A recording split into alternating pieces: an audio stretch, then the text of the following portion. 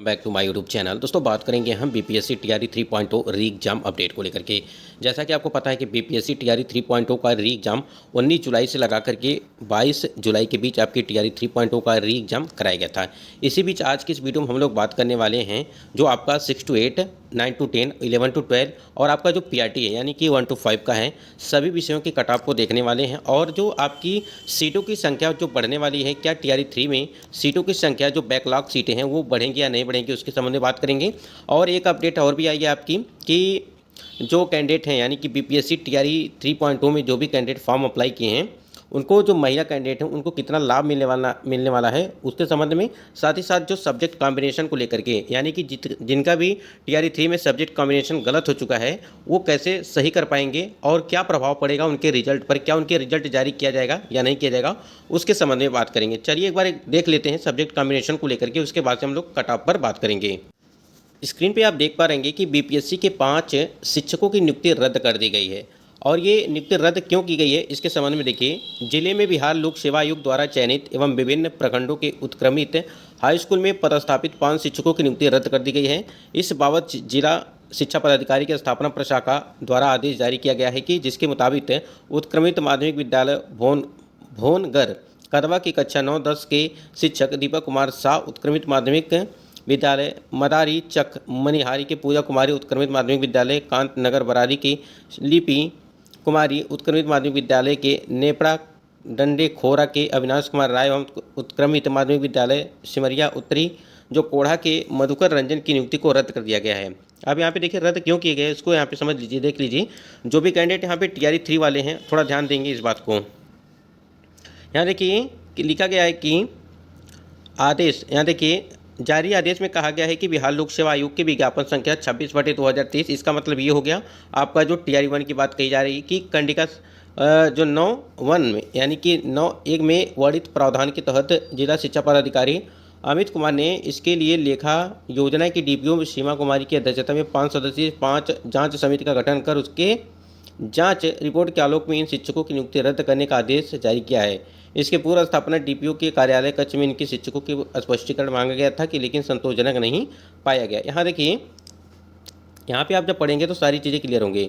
विषय समूह चयन में विभागीय निर्देश के अनदेखी का आरोप लगा है, यानी कि सब्जेक्ट कॉम्बिनेशन को लेकर के लेखा योजना की डीपीओ की अध्यक्षता में जाँच कमेटी ने दी थी रिपोर्ट तो विषय को लेकर के। और देखिए यहाँ पे ये वाला जो यहाँ पे लाइन है, निर्धारित अर्हता के अनुरूप नहीं हुई है नियुक्तियाँ। दीपक कुमार शाह ने एसटीटी 2019 की परीक्षा जो है सामाजिक विज्ञान विषय से पास किया है। सामाजिक विज्ञान विषय के अध्यापक के लिए इतिहास, भूगोल, अर्थशास्त्र एवं राजनीति शास्त्र में से कोई 2 विषय में से एक विषय इतिहास या भूगोल पठित होना अनिवार्य है। वहीं दीपक शाह प्रमाण पत्र में स्नातक स्तर पर अर्थशास्त्र, हिंदी, राजनीति शास्त्र एवं अंग्रेजी विषय पठित हैं। जो सामाजिक विज्ञान विषय अध्यापक पद के लिए निर्धारित अर्हता अनुरूप नहीं होने के कारण उसकी जो है उनकी नियुक्ति रद्द कर दी गई है। तो वही चीज़ें हैं यहाँ पे हमने बताया भी था इसके पहले भी कि आपका जो भी कैंडिडेट एसएसटी वाले हैं, तो जो यहाँ पे एसएसटी के लिए जो बात कही गई थी कि आपके इतिहास, भूगोल, अर्थशास्त्र एवं राजनीति शास्त्र में से कोई 2 विषय आपको उसमें से चूज करना था। तो वही चीज़ें हैं और यहाँ पे उनका जो कॉम्बिनेशन नहीं बन पाया था। तो अगर इस प्रकार से चीज़ें देखेंगे तो जितने भी कैंडिडेट यहाँ पे टीआरई 3 वाले हैं, ध्यान दीजिएगा, एक बार अपना सब्जेक्ट कॉम्बिनेशन को भी देख लीजिएगा।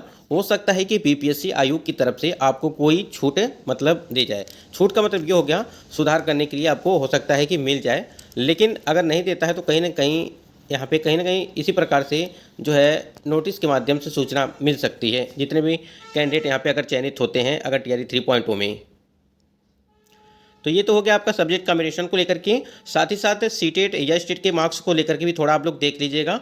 जैसा कि अदर स्टेट के कैंडिडेट जो थे वो सीटेट में उनके जो है 90 मार्क्स चाहिए और यस स्टेट में अगर बात करें जो अदर स्टेट के कैंडिडेट हैं 75 मार्क्स चाहिए, ठीक है, चाहे वो मेल हो चाहे फीमेल हो।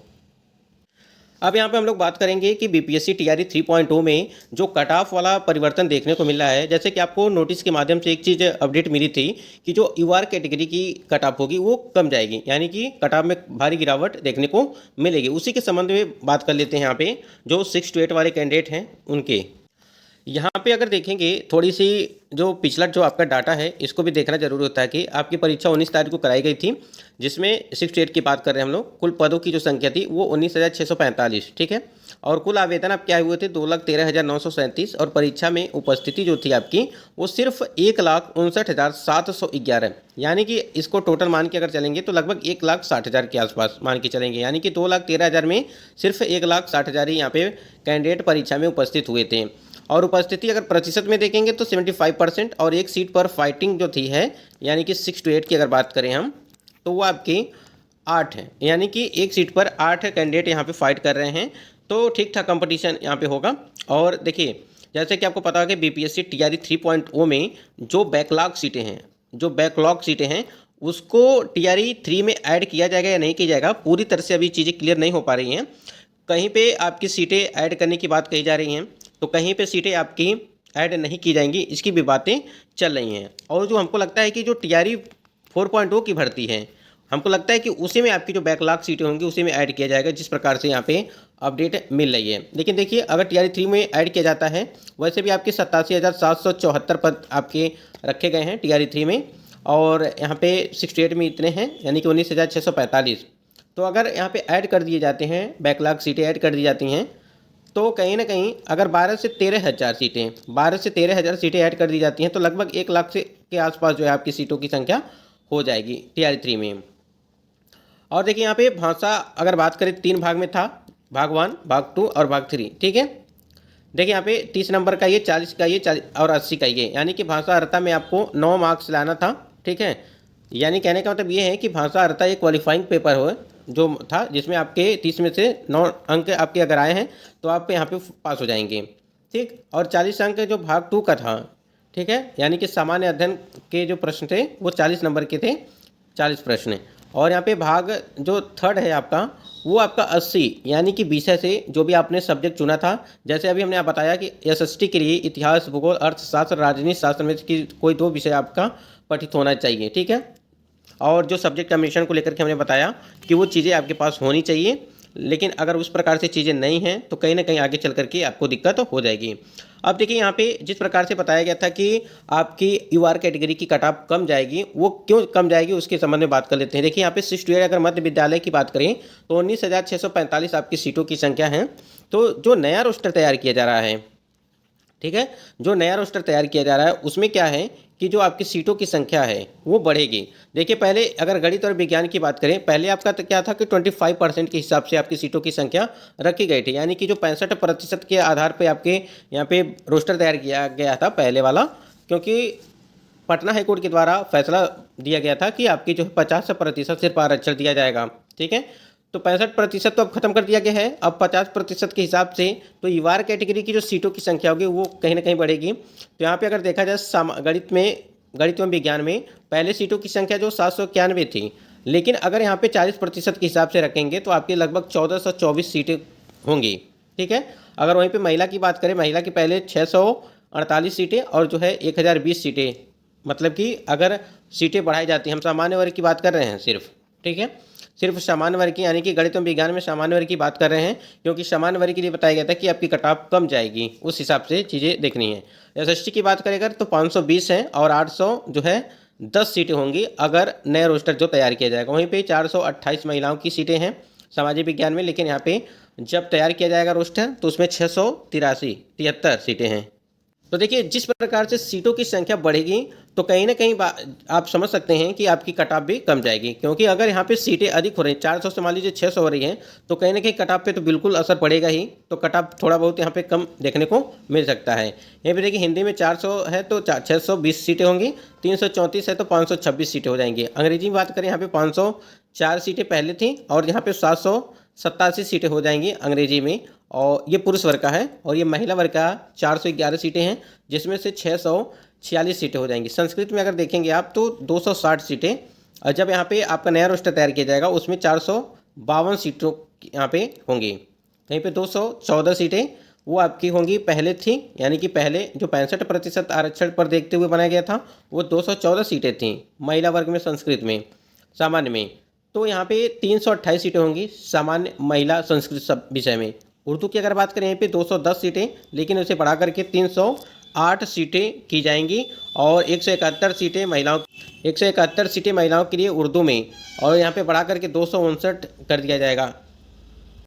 तो इस प्रकार से आप देख रहे हैं कि हमने सामान्य के लिए सिर्फ रखा है, और इसी प्रकार से आपके सभी, देखिए आपका तो EWS के लिए 10% था ही, ठीक है। बाकी की जो आपकी EBC हैं, फिर BC हैं, फिर SC है, फिर ST है, ठीक है, इन सभी में आपकी सीटों की संख्या कम होगी। क्यों कम होगी? क्योंकि 65% आरक्षण पे आपका रोस्टर, उसके बाद से यहाँ पे 50% किया गया है। तो इसको देखते हुए इस वाले हिसाब से तो यहाँ पे चीज़ें, यहाँ पे सीटों की संख्या कम होगी और UR कैटेगरी में सीटों की संख्या बढ़ेंगी। तो 6 to 8 में जो UR कैटेगरी है वो सीटों की संख्या आप खुद ही देख पा रहे हैं, सभी में जो है बढ़ती नज़र आ रही है, और ये बढ़ेगा तभी जा करके आपकी कट ऑफ जो है वो कम होगी। क्योंकि अगर सीटें उतनी ही रहेंगी तो कहीं ना कहीं आप देख रहे हैं, अभी हमने आपको बताया कि एक सीट पे 8 कैंडिडेट फाइट कर रहे हैं, तो 8 कैंडिडेट फाइट कर रहे हैं, तो इस हिसाब से 8 कैंडिडेट फाइट कर रहे थे। अगर ये वाली सीटें मिलती हैं तो कहीं ना कहीं यहाँ पे 8 कैंडिडेट फाइट करेंगे, फिर भी सिलेक्शन होने की संभावनाएं बन जाएगी, क्यों? अगर कट ऑफ कम जाती है तो। इसी प्रकार से आपका PRT की देख लीजिए, PRT का भी उसी प्रकार से होगा। फिर आपका 6 to 8, 9 to 10 या 11 to 12 का सभी वर्गों में इसी प्रकार से चीज़ें देखने को मिलेंगी। उसके बाद यहाँ पे देखिए जिस प्रकार से आरक्षण में बदलाव किया गया था, यहीं पे आप देख पा रहे होंगे कि आरक्षण में जो EBC कैंडिडेट थे इनका पहले 18% था, उसके बाद यहाँ पे 65% किया गया तो 25% हो गया। यहीं पर अनुसूचित जाति 16, फिर अनुसूचित जनजाति 1% था, फिर पिछड़ा वर्ग 12%, EWS 10%, ठीक है। तो ये वाला जो था आपका यहाँ पे जो देख रहे हैं ये आपका 65% वाला है, और इसको अगर देखेंगे तो आप ये 50% के आधार पर, ठीक है। ये जो 4 कैटेगरी आपकी देख रहे हैं, क्योंकि EWS में कोई भी परिवर्तन नहीं है, EWS आपका 10% था, 10% है, ठीक है। इस प्रकार से चीज़ें हैं।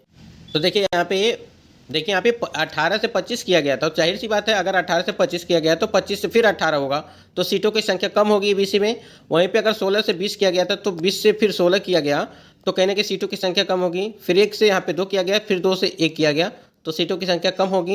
यहीं पे 12% से 18 किया गया था, तो कहीं ना कहीं यहाँ पे 6% की कमी है, तो सीटों की संख्या में भी तो कमी देखने को मिलेगी। आशा करते बिल्कुल आप चीज़ों को समझ गए होंगे। यही कारण है कि आपकी जो बताया गया था कि सामान्य श्रेणी में आपकी जो सीट यहाँ पे कट ऑफ है वो काफ़ी कम जाएगी। जिस प्रकार से हमने अभी सीटों की संख्या आपको बताया कि किस प्रकार से सीटें कम या ज़्यादा हो रही हैं सामान्य में।